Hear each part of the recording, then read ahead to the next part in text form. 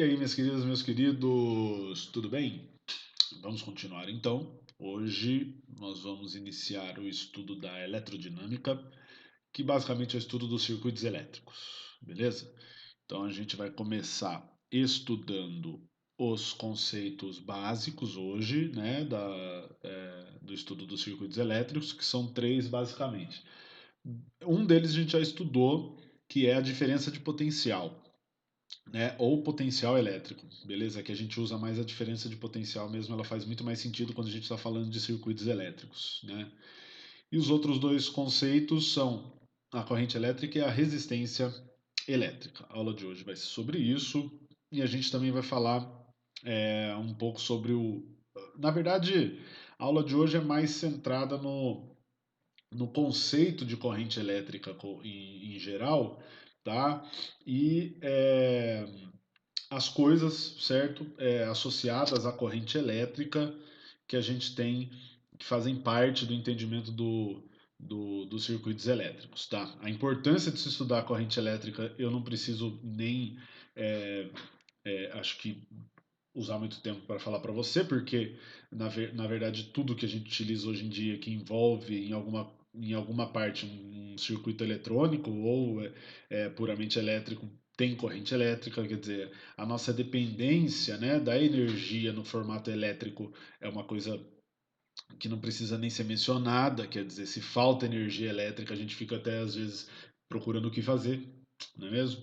Então, é, as próximas aulas serão bem interessantes porque a gente vai tratar dessas coisas que no nosso cotidiano tá presente o tempo inteiro, estão presentes o tempo inteiro.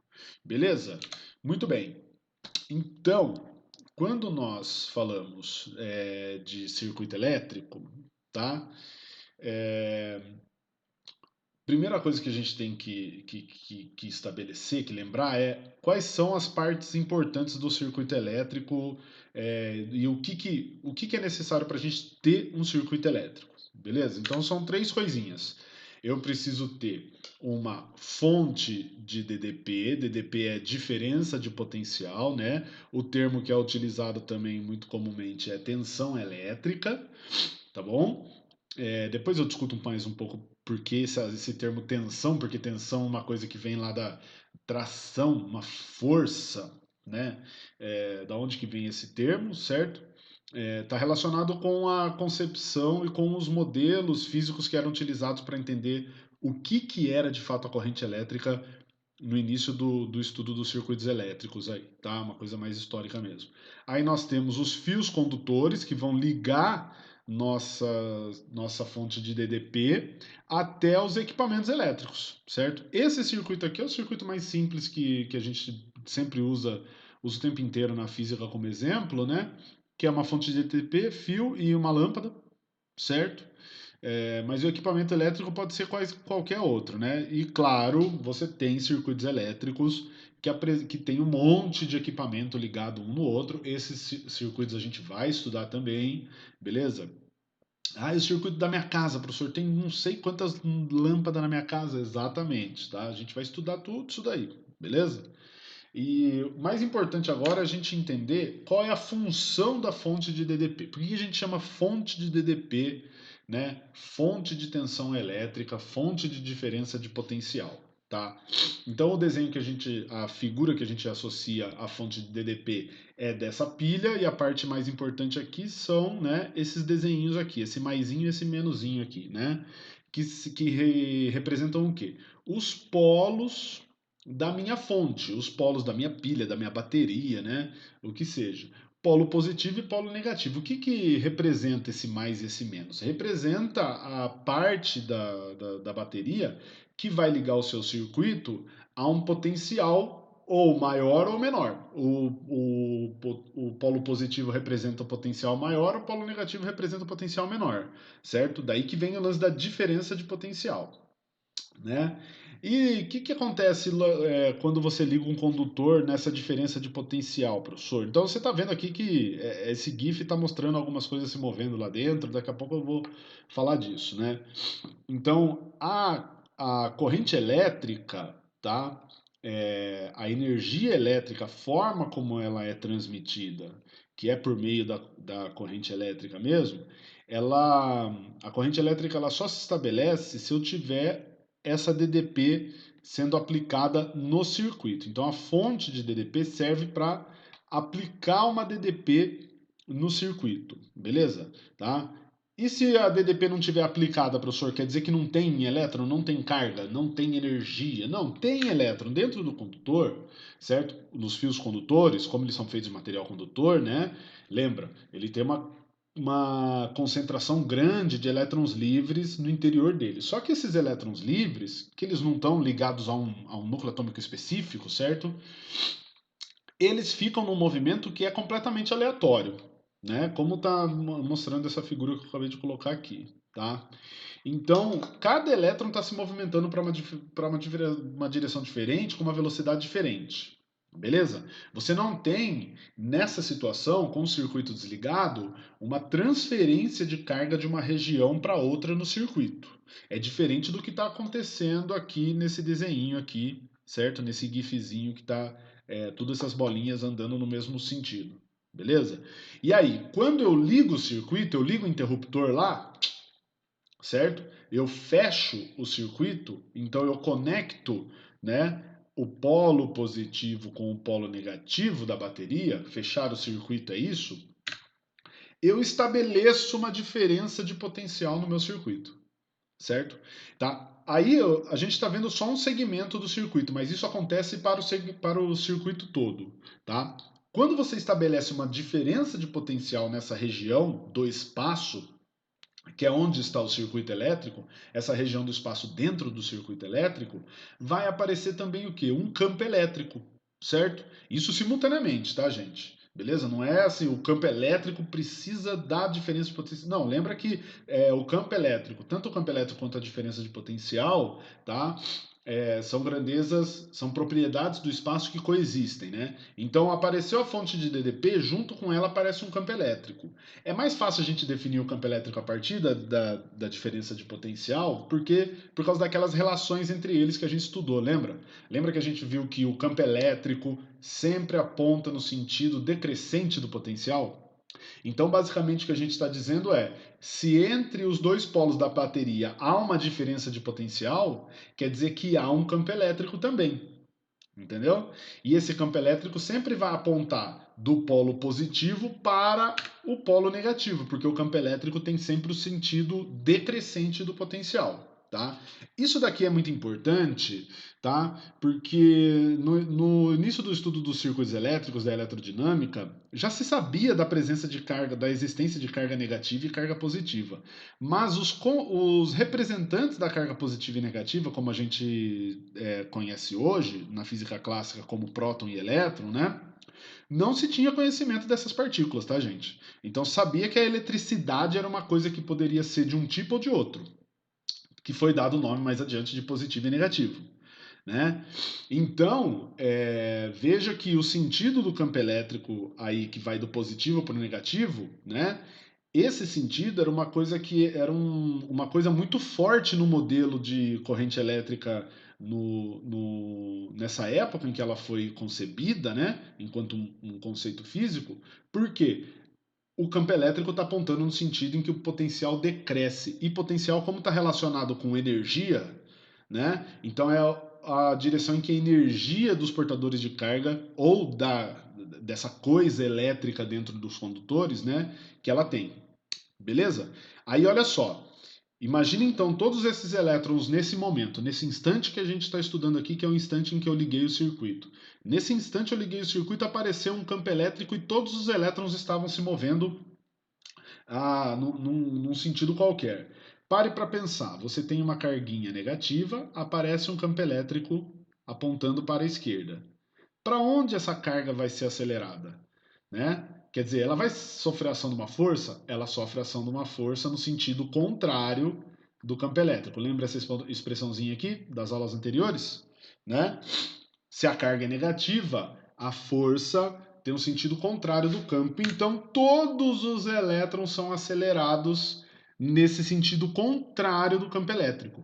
Todos os elétrons livres. A partir daí o que acontece? Nós temos um movimento ordenado dos elétrons. Os elétrons todos são acelerados para o mesmo lado do circuito. E aí você tem o quê? Uma quantidade de carga, uma bola de carga que está sendo transferida ao longo do circuito. Quando eu falo uma bola de carga, é que eu estou olhando só para esse segmento do circuito. Você tem que imaginar que isso acontece no circuito todo ao mesmo tempo. Né? Essa diferença de potencial que é estabelecida no circuito, ela se estabelece em todo o circuito. Então o campo elétrico aparece em todo o circuito. Os elétrons são todos transferidos, né? São todos acelerados ao longo do circuito todo. Depois eu vou fazer uma analogia, eu vou tratar um pouco mais do movimento do elétron lá dentro do condutor de forma um pouco mais específica. Por enquanto vamos falar da corrente. Então o que define a corrente elétrica? Tá? O que define a corrente elétrica? Exatamente o salto desse estado inicial para esse estado, do movimento desordenado para o movimento ordenado. Tá? A corrente elétrica é definida pelo movimento ordenado dos elétrons no interior dos condutores. Como vocês puderam perceber ali, ó, o ordenado está entre aspas. É porque essa ordem só está relacionada, essa ordem no movimento, só está relacionada com o fato deles estarem sendo acelerados para o mesmo lado. Mas o movimento acaba sendo caótico, tá? Nós veremos isso, na verdade, tá? Tem um monte de coisa acontecendo lá dentro do condutor. Ah, um monte de coisa. Vou fazer algumas analogias que eu acho que vai ficar claro para vocês. Beleza? Então, isso que é a corrente elétrica. Movimento ordenado dos elétrons no interior dos condutores, tá? E como que eu meço a intensidade com que a corrente se estabelece no circuito? Tá? Como que eu meço a intensidade? Já já a gente fala disso, vamos lembrar, vou falar só um pouquinho sobre esse lance do sentido da corrente, tá? Então, assim, o que aconteceu foi o seguinte, como eu disse, os elétrons foram descobertos depois da descoberta da corrente elétrica, né? Então, quando a corrente elétrica começou a se desenvolver como conceito físico e também aplicação tecnológica, tá?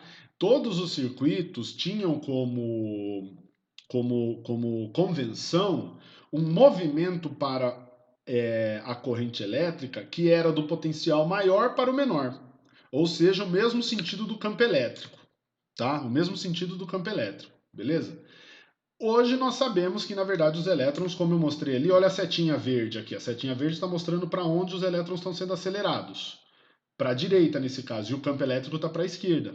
Por quê? Porque são elétrons que apresentam carga negativa e, portanto, são acelerados no sentido contrário do campo elétrico. Certo?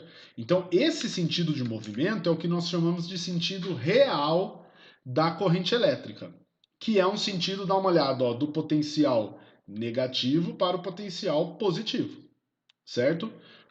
Mas como eu disse para vocês, o sentido que foi adotado como convenção e depois todos os circuitos na época foram construídos usando essa nomenclatura do positivo para o negativo e até hoje a gente utiliza essa nomenclatura por conveniência mesmo, tá?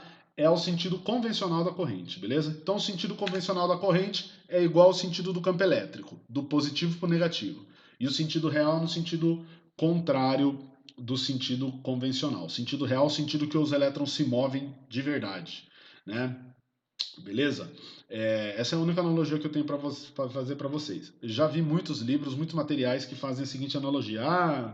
Imagina que você é um próton que faz parte de um núcleo atômico que está dentro do condutor ali. E você olha para o lado, você vai vendo os elétrons todos passando para um lado. É como se você estivesse se movendo. Eu acho daí meio que uma coisa meio complicada de se pensar, que é um movimento relativo do próton no sentido convencional, por isso que dá o sentido convencional da corrente.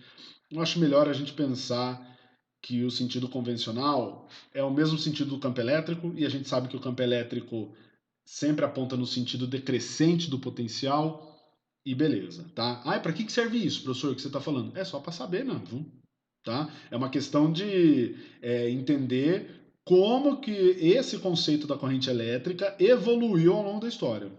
Beleza? Então, lembra disso. Tipo, tinha corrente elétrica antes de ter a descoberta do elétron. A ideia é essa, tá? Muito bem. Como que eu meço a intensidade da corrente? Com quanto o que me diz quanto de corrente elétrica tem? Bom, como eu falei para vocês, a corrente elétrica é definida como o movimento ordenado dos elétrons. O movimento ordenado é muito importante, por quê? Porque ele causa um deslocamento na carga elétrica. Tá? E é associado a esse deslocamento na carga elétrica que nós temos a energia elétrica sendo transmitida. Pare para pensar, você tem uma carga e tem uma força atuando nela e que desloca ela, certo? Ou seja, essa força aqui que ela está fazendo, realizando o trabalho. Entendeu? Então, basicamente, a fonte de DDP realiza trabalho, ou seja, ela tem energia armazenada e ela passa essa energia para os elétrons, realizando o trabalho sobre eles, e quando eles chegam lá no equipamento elétrico, eles realizam trabalho novamente, transformando essa energia elétrica em outro tipo. No caso do exemplo que eu usei aqui, né, essa energia elétrica está se transformando na lâmpada no quê? Em energia luminosa e calor. Beleza? Então é assim que acontece a transformação de energia. Só tem transformação de energia se tiver deslocamento de carga. Beleza? Muito bem.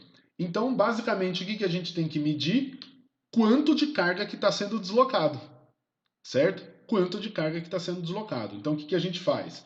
A referência é a área de seção transversal. Então, imagina que eu tenho aqui um condutor, eu tenho um pedaço do condutor aqui, certo? E aí eu faço um corte nele. Tá vendo? Isso daqui essa área de seção é um corte que a gente faz no condutor. E aí eu tenho essa área aqui, ó. Essa área que eu estou olhando é chamada de área de seção transversal, né? Essa setinha deveria, na verdade, estar aqui. Ótimo, tá? Essa área, o que eu vou olhar? Quanto de carga que passa por aí na unidade de tempo. A intensidade com que a corrente elétrica está fluindo no circuito nada mais é do que uma taxa de variação. Taxa de variação do quê? Da carga elétrica, certo? Essa carga elétrica vem do número de elétrons que está passando por ali. Então a intensidade da corrente elétrica é definida como taxa de passagem da carga por uma área de seção, tá? Matematicamente, nada mais é do que a razão entre a carga que passa por essa área na unidade de tempo. Beleza? Tá? A gente consegue também expressar a intensidade da corrente elétrica em função do número de elétrons, né? Lembrando daquela expressãozinha que vem do experimento de Millikan. Lembra que a gente estudou esse experimento? A gente estudou, a gente ainda estava se vendo lá na escola, né, gente? Ó, a carga é igual ao número inteiro vezes a carga elementar, a carga de um elétron. Que eu acho que eu tenho certeza que todos aqui têm memorizado essa carga, né? 1,6 vezes 10 elevado a menos 19 coulombs. Beleza? Então você consegue colocar em função do número de elétrons que está passando por ali também. É assim que a gente modela a intensidade da corrente elétrica, tá? E no sistema internacional, como fica a unidade de medida? Bom, se é carga dividido por tempo, então é coulombs dividido por segundo. Coulomb por segundo, nós damos o nome de ampere. Beleza? Então, olha, a corrente ali naquele fio é alta, cara. Tá 10 amperes. A amperagem. 10 de amperagem. O que quer dizer? Quer dizer que você tem 10 coulombs passando a cada segundo por uma área de seção desse fio. Beleza? Tá? Então, muito bem. O lance do estudo da intensidade da corrente elétrica é bem tranquilinho, tá, gente? Veja que é uma expressão simples, tá?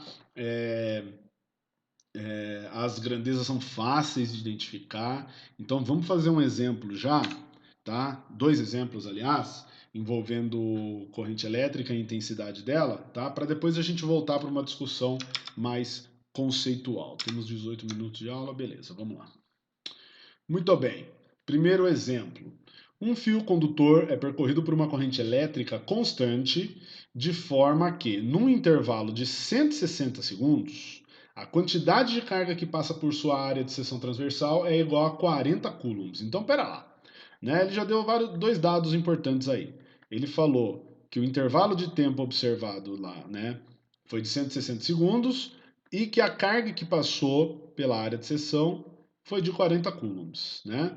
Determine, olha o que ele pede para determinar, a intensidade da corrente elétrica que atravessa esse condutor.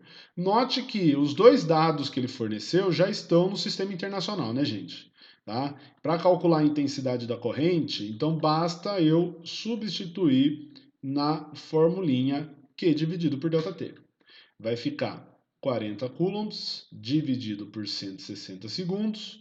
Sai fora aqui.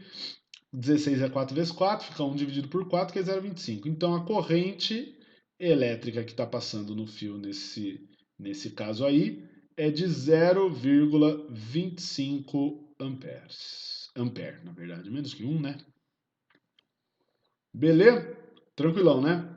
Gente, tem muito exercício, inclusive em vestibular, que é assim, é só isso. Você vai saber qual é que é da corrente elétrica, tá?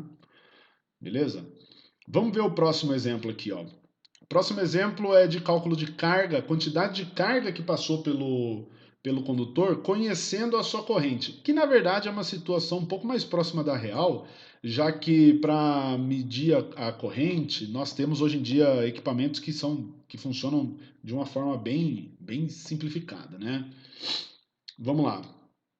Ele diz assim, ó: a corrente elétrica que atravessa um condutor tem intensidade que varia no tempo e é descrita pelo gráfico a seguir. Então, qual a diferença dessa questão que a gente já observa em relação à questão 1? Agora a gente está falando de uma corrente elétrica variável. Se a corrente elétrica é uma taxa, então estou falando de uma taxa variável, certo? Então a gente tem que tomar um pouco mais de cuidado. É a mesma coisa que pensar tipo velocidade, aí você vai para aceleração, entendeu? Tá? Variação da variação. É isso que eu estou querendo dizer. Muito bem. Qual é a quantidade de carga que atravessa esse condutor? Qual é a quantidade de carga? Ele quer saber o que, né? O valor do que?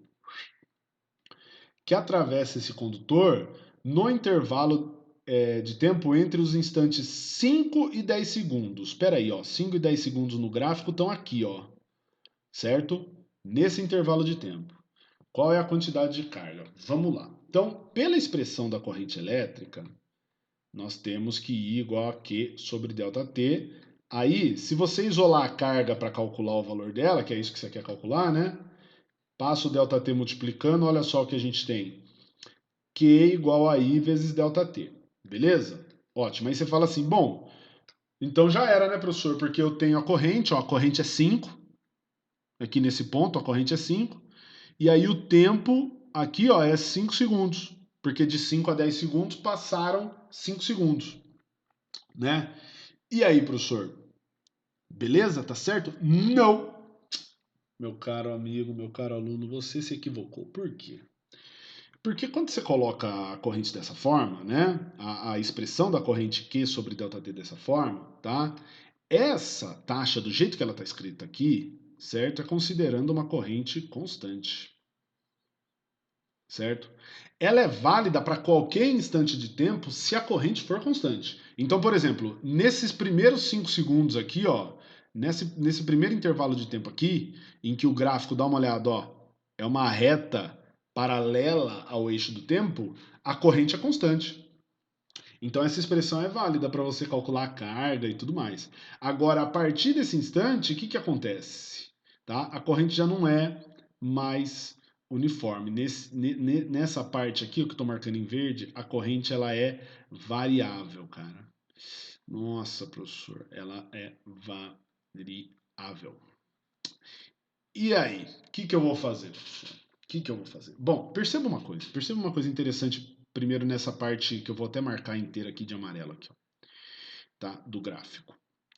Quando você calcula a carga pela expressão corrente vezes intervalo de tempo, olha graficamente o que isso representa. Corrente é esse tamanho aqui, ó. Concorda? E tempo é esse tamanho aqui. Nossa, professor, você está brincando. Eu estou calculando a área daquele. Dá até para falar que é quadrado, porque tem 5 unidades aí, né? Daquele retângulo ali. Eu estou calculando a área abaixo do gráfico, a área confinada no gráfico. Essa área aqui, ó.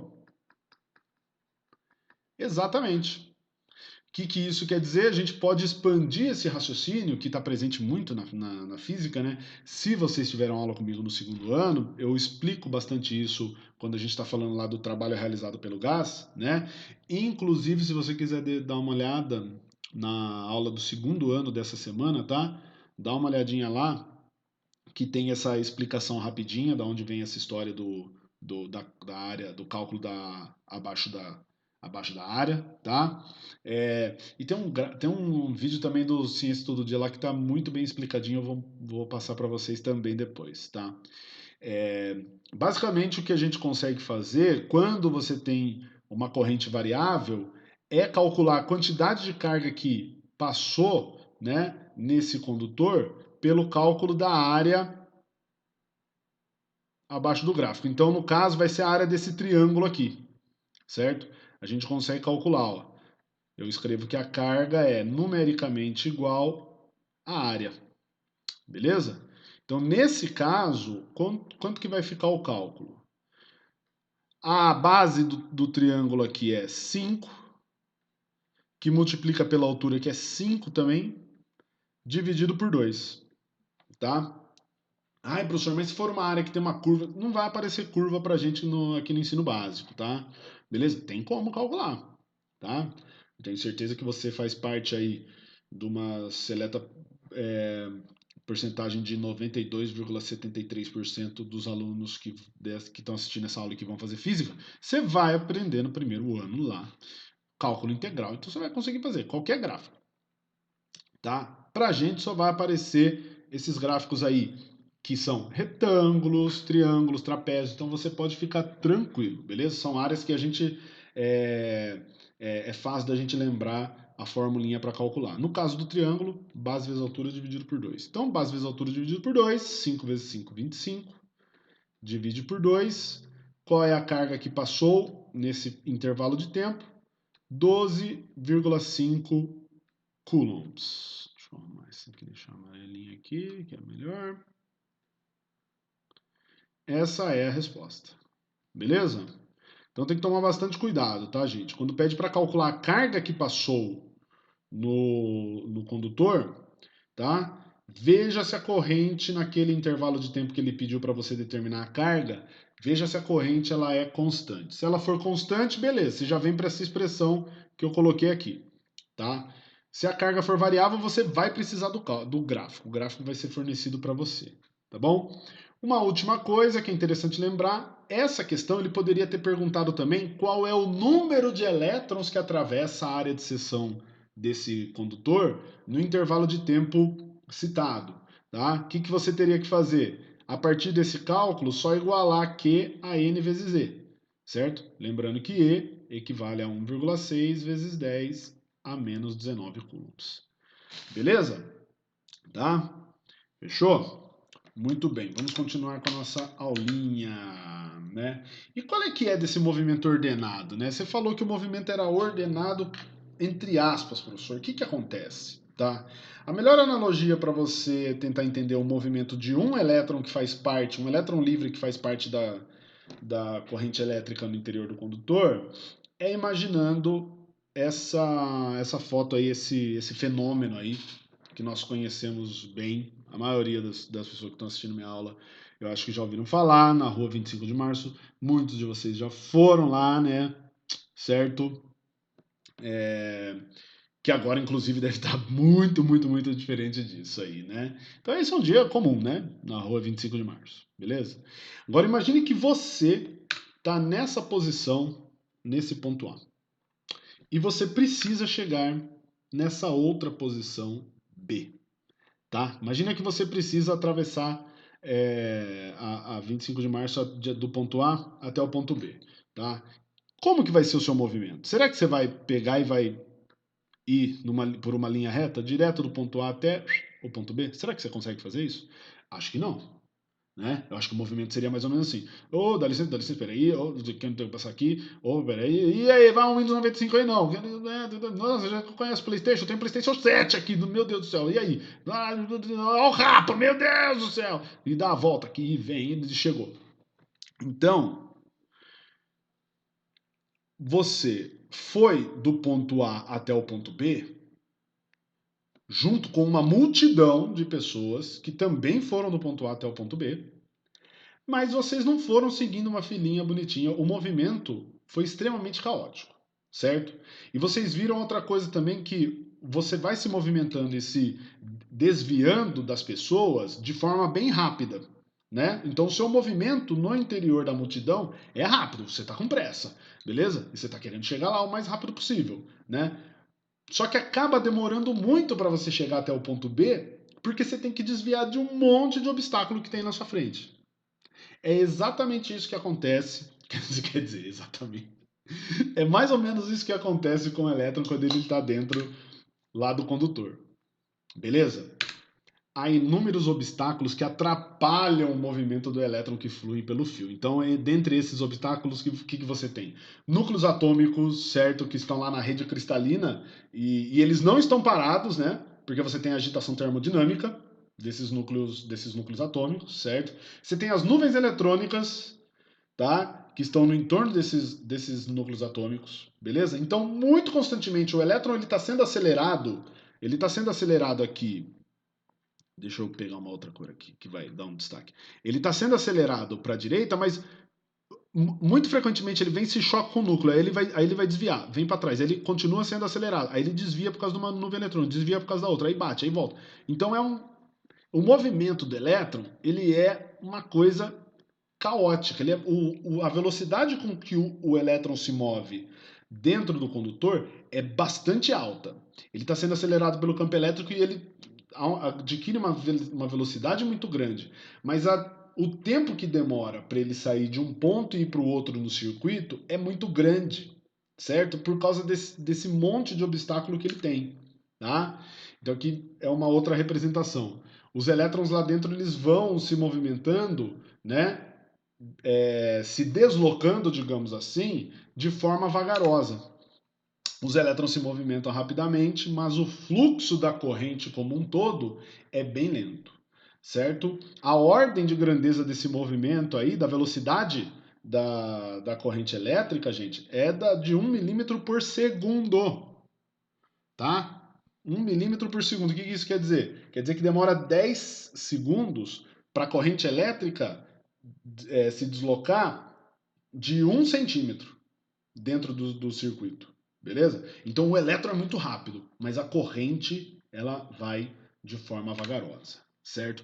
E esse tipo de informação, que geralmente eu dou quando a gente está nas aulas lá, gera muita dúvida na galera. A primeira dúvida, tá, é o porquê que isso acontece, e isso acontece por causa de um fenômeno que é chamado de resistência elétrica.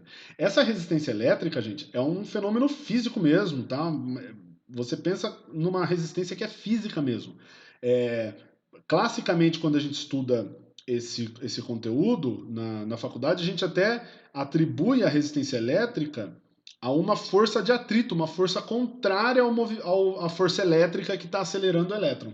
Só para você ter uma ideia, tá? O modelo da lei de Ohm, que é a lei que a gente vai estudar aqui, que regula, digamos assim, né? Descreve a resistência elétrica, ela vem de um estudo de segunda lei de Newton. É uma força a favor do movimento do elétron, uma força contra, que é a resistência elétrica, tá bom? Mas outra pergunta que aparece muito e gera um embate de concepções que é muito interessante da gente discutir é sobre o porquê que quando a gente aperta o interruptor da luz, vamos ver se dá para você ver aqui, ó, por exemplo, veja a velocidade. Essa lâmpada ela tem que dar aquela, né? Mas eu tenho um exemplo que eu vou mostrar para você. Veja que quando eu desligo, né? Ela desliga meio que instantaneamente, né? Tá? Muita gente acredita que para a lâmpada ligar, os elétrons têm que percorrer, a corrente elétrica tem que percorrer o circuito e chegar até lá para daí ela acender. Né? Eu lembro que quando eu era mais novo, eu ficava fazendo isso mesmo. Né? Será que não demora nada? Quanto tempo demora? Eu ficava imaginando o seguinte: no interruptor, os elétrons estavam tentando passar ali. Eu quero passar! E aí, quando você apertava, você deixava ele passar e os elétrons iam numa velocidade enorme e chegava na lâmpada, certo? Então, pelo fato de ser um fenômeno tão rápido, eu imaginava que era uma coisa que acontecia dessa forma. Tá? E que não é isso que acontece. Por quê? Se a velocidade da corrente elétrica é de 1 milímetro por segundo, quer dizer, quanto tempo que iria demorar, né? Para os elétrons saírem do interruptor e chegar até na lâmpada. Não faz sentido nenhum. Então, por que será que a lâmpada acende instantaneamente quando você aperta o interruptor? Primeiro, a lâmpada acende por quê? Não é porque você aperta o interruptor, é porque por causa da presença do campo elétrico. Então, o campo elétrico tem que aparecer para que a lâmpada acenda. Beleza? Quando você liga o circuito, você aperta o interruptor, você está fechando o circuito, por causa disso o campo elétrico se estabelece. Beleza? Tá? Bom, vamos lá. Além do campo elétrico, né, o que o campo elétrico faz? Desloca a carga, certo? Então, tem que haver um deslocamento da carga. Não quer dizer que eu tenho que esperar a carga se deslocar da fonte até o equipamento elétrico para ele ligar, certo? Por quê? Se você falar isso, parece que na lâmpada ou no equipamento elétrico não tem elétron quando ele está desligado. E na verdade tem, os elétrons estão lá. Né? Quando você liga, o que acontece? O campo elétrico se estabelece em toda a parte do circuito, inclusive no equipamento elétrico, tá? E os elétrons que estão lá são colocados em movimento instantaneamente. Quando eu falo instantaneamente, o campo elétrico se estabelece numa velocidade que é muito próxima da luz, né? A velocidade da luz, um dado absoluto, a gente não pode falar instantaneamente como se fosse uma velocidade infinita, né? A velocidade próxima da luz, tá? Qual a analogia que eu uso? Imagina que você está segurando uma mangueira e aí você vai usar a mangueira para regar algumas plantas, vai? Beleza? Eu ia falar é, lavar a calçada, mas pelo amor de Deus, né? Ninguém faz isso, né, gente? É, então você vai usar a mangueira para regar algumas plantinhas que você tem lá na sua casa. Tá? Você liga a torneira, o que acontece? Não sai, a água não sai na ponta da torneira instantaneamente. Por quê? Porque esse é um caso, né, mecânico que você tem que esperar a água percorrer, preencher toda a mangueira para sair na, lá no bico dela. Beleza?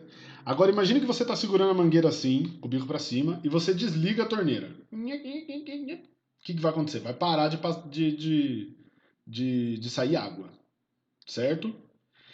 Se por um acaso você ligar novamente, logo que você desligou, você liga novamente a torneira lá, você vai ter que esperar a água de novo sair da torneira e preencher toda a mangueira? Não. Por quê? Porque a água já está lá. Certo? A água já está lá. Quando você liga a torneira, é como se você estivesse ligando o campo elétrico, tá? Beleza? É um campo, nada mais é que um campo de forças, de escoamento de fluido e tal, mas o que eu estou querendo dizer é que quando você liga a torneira, no mesmo momento que você abre a torneira, a água já vai sair. É isso que acontece sempre em circuitos elétricos, tá? Beleza? Então, só para ilustrar melhor aí, veja que no momento que a menininha puxa a torneirinha ali para abrir, a água já sai. Né? Por quê? Porque aquela mangueira que está ali, ela está cheia. Né? A água já está ali. Então, quando você liga o circuito, os elétrons já estão lá. A lâmpada acende tão rápido, o circuito é ligado de forma tão rápida, porque o campo elétrico se estabelece muito rapidamente, tá bom? Tem até uma questão que eu uso de exemplo no curso, tá? Que é uma questão do Enem muito interessante, que trata exatamente disso daí. Vamos resolver rapidão aqui.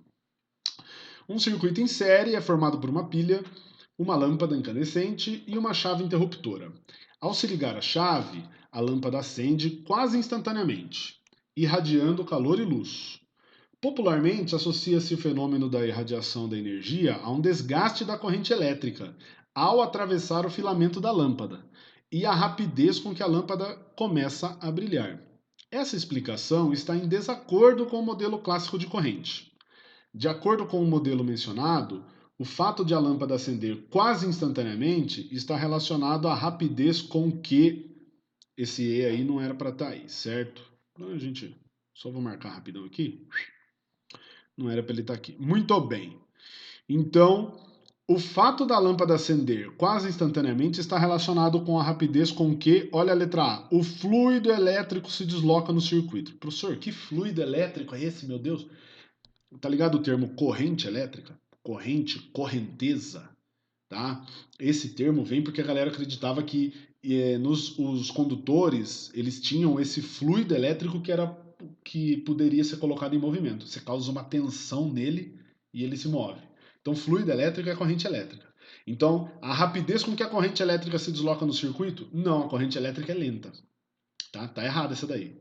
Letra B. A rapidez com que as cargas negativas móveis atravessam o circuito.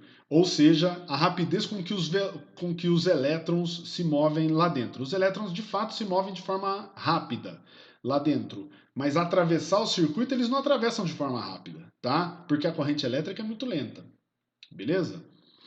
Então, tá a rapidez com que, letra C, a bateria libera cargas móveis para o filamento da lâmpada. Mais uma alternativa associada à velocidade com que a corrente está se movendo dentro do circuito, tá? Tá errado isso daí também, beleza? Os elétrons, novamente, eles são acelerados com uma intensidade grande pela bateria, mas a corrente elétrica é lenta. Letra D. A lâmpada acende quase instantaneamente por causa da rapidez com que o campo elétrico se estabelece em todos os pontos do circuito. Essa daqui que é a correta. Beleza? Tá? É a rapidez com que o campo se estabelece no circuito que determina a rapidez da lâmpada acender lá. Beleza? E letra E, as cargas positivas e negativas se chocam no filamento da lâmpada. A rapidez com que elas se chocam. Não, a rapidez com que elas se chocam vai estar relacionado com o brilho da luz, certo? Beleza? Tá? E quando fala cargas positivas e negativas, parece que tem carga positiva em movimento também, né? Dá para fazer essa interpretação aí que tem uma coisa meio estranha, beleza? Então é a letra D que está correta. Muito bem? Vamos voltar agora a falar daquele fenômeno que eu tinha falado para vocês, que é a resistência elétrica, né? Qual que é a relação da resistência elétrica com a corrente e a diferença de potencial? É o seguinte, a diferença de potencial vai determinar a rapidez com que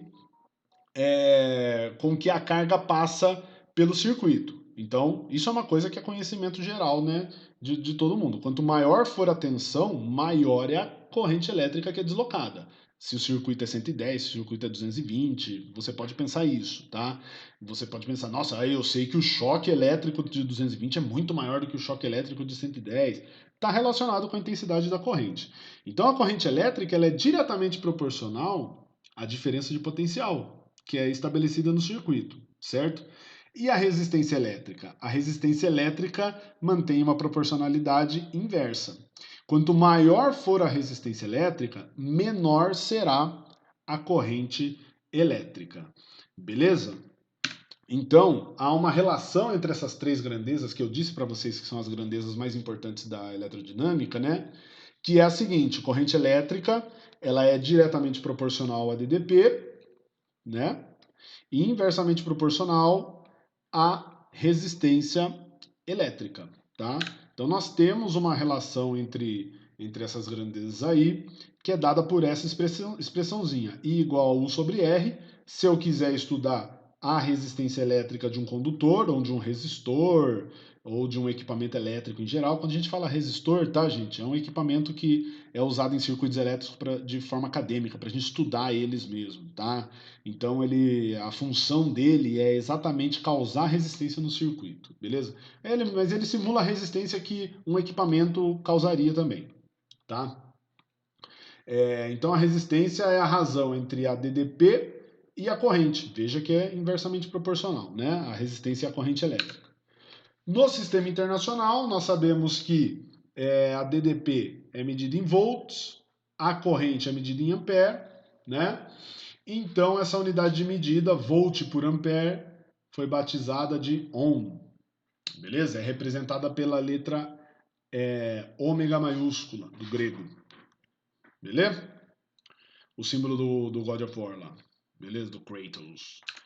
Muito bem. E daí? E daí que, para estudar como a resistência se comporta, né, nós temos duas maneiras. A gente pode estudar a resistência em função das propriedades do condutor, certo? Porque é isso que vai determinar o quão resistente ele é, digamos assim, eletricamente falando, tá? Isso daí está relacionado com a composição dele, qual é o tamanho do condutor, entendeu? Porque está relacionado com o caminho que o elétron vai percorrer lá dentro, né? Isso a gente vai fazer na próxima aula, beleza? E a outra forma é simplesmente fazendo uma medida, fazendo uma medida não, mas fazendo muitas medidas da DDP e da corrente que passa por esse equipamento, né?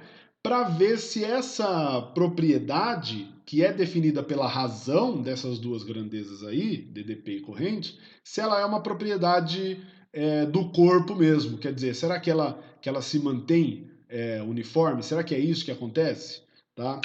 Então, pegando esses dados de DDP e de corrente, né, esse experimento é isso que a gente faz. Aqui a gente mede a DDP, aqui a gente mede a corrente. Então vai medindo, vai variando o valor da DDP que passa pela resistência, né, e medindo a corrente. Quando a gente coloca num gráfico, na maioria dos equipamentos elétricos, para um determinado intervalo de valores de DDP, ele apresenta esse comportamento aqui. Note que todos esses pontos estão, né, eles parametrizam aqui uma reta que passa exatamente pela origem do gráfico. O que isso quer dizer? Quer dizer que a razão entre DDP e corrente é constante, ou seja, que a resistência é constante. Então, cada equipamento vai ter uma resistência, tá? Que em geral é mantida constante. Não é todo equipamento que tem a resistência que mantém constante, não, tá, gente? Beleza? Tem alguns equipamentos, por exemplo, a lâmpada incandescente mesmo, a resistência dela é variável, tá? Porque dependendo da corrente que está passando nela, você tem ela operando a uma determinada temperatura. A temperatura dela varia muito enquanto a corrente varia, certo? E isso por causa da agitação termodinâmica lá dos átomos que compõem o filamento de tungstênio, tá? Isso interfere na resistência elétrica dela. Beleza? A gente vai falar disso um pouco mais adiante. O mais importante que vocês tirem é que existe uma lei que mostra pra gente, tá? Que a resistência dos equipamentos elétricos, na maioria deles, se mantém constante dependendo do intervalo de DDP que você estuda, beleza? Daí a gente pode escrever aquela relação ali, U sobre I igual a R, da seguinte forma. Eu passo a corrente multiplicando aqui no R, né? Fica U é igual a R vezes I, tá? Muita gente me pergunta, não tem nada, é tudo a mesma expressão, professor. É que quando a gente escreve U igual a RI, né, gente, eu tô meio que é, dando uma ênfase para o fato de que a DDP é uma função da corrente, porque a DDP e a corrente elétrica são variáveis, e a constante de proporcionalidade é a resistência. Isso aqui nada mais é do que uma equação de primeiro grau, uma função de primeiro grau, função afim, cuja representação gráfica é o quê? Uma reta. Entendeu? Beleza? Então, por exemplo, o que eu estou querendo dizer é o seguinte: se o resistor ele apresenta uma resistência constante, ou seja, a gente chama ele de ômico também, tá, pessoal? Tá? Se ele apresenta uma resistência ômica, quer dizer que se a corrente dobrar no seu funcionamento, a DDP vai dobrar também. A DDP vai precisar dobrar também, certo? E aí isso é bastante útil, por exemplo, quando a gente vai investigar o funcionamento de equipamentos que estão ligados a uma DDP de 110, por exemplo, e que passam a operar numa DDP de 220. Porque você dobrou a DDP, certo? Então a corrente deve dobrar também. Entendeu? Esses tipos de relação ficam mais simples de serem feitos. Beleza? Agora de resistência elétrica é só isso que a gente vai falar. Vamos ver o último exemplinho rapidinho da nossa aula aqui, para a gente fechar ela, tá? E aí na próxima quinzena a gente continua com a parte de energia e potência elétrica, tá? Ou melhor, potência e energia elétrica, potência mais importante. Ó, bora lá, exemplo 3.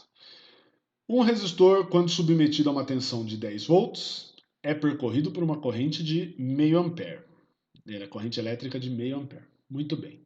O mesmo resistor, quando submetido a uma tensão, uma DDP de 50 volts, é percorrido por uma corrente elétrica de 2 amperes. Muito bem. Letra A. Qual o valor da resistência desse resistor em cada caso? Então, pera lá. Note que eu tenho duas situações, né? Que são dois pares de valores DDP e corrente. Primeiro, o resistor ele é submetido a uma tensão de 10 volts e a corrente que passa por ele é de meio ampere. Depois, ele é submetido a uma DDP de 50 volts e a corrente que passa por ele é de 2 amperes, certo?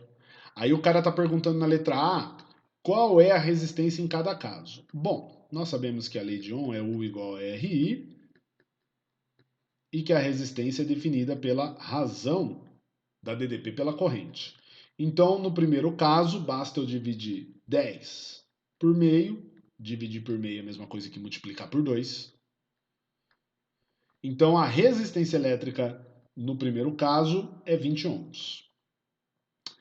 No segundo caso, eu vou repetir esse cálculo. A única coisa que eu esqueci é de colocar o índice 1 aqui, só para a gente não se confundir.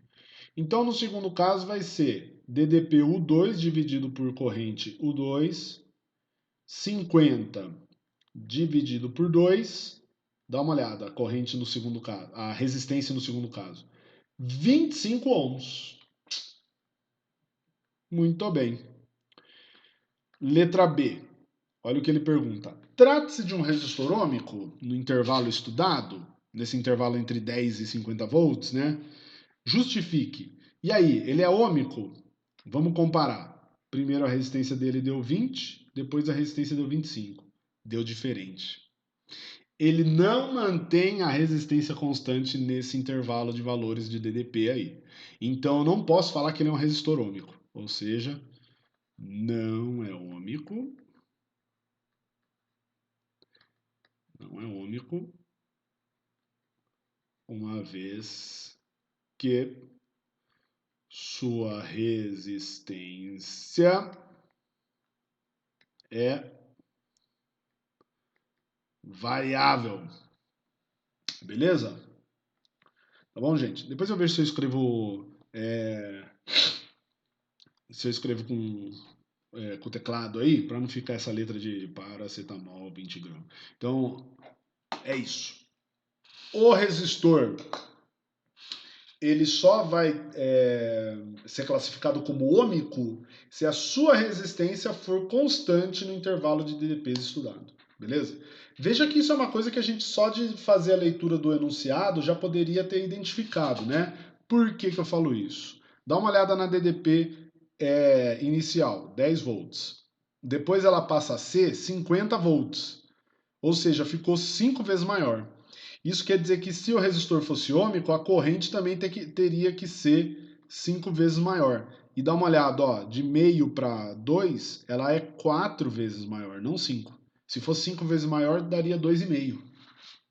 Certo? Beleza? Muito bem. Então, gente, bons estudos, acessem as demais atividades, me procurem em caso de dúvidas, tá? Se cuidem, beleza? Fique em casa o máximo que der, prende seus pais em casa se der também, cuida deles, tá? Me procura lá no chat pra gente conversar. E é isso, tá, galera? Fiquem em paz e a gente se vê ao longo da semana. Tô esperando vocês lá, hein?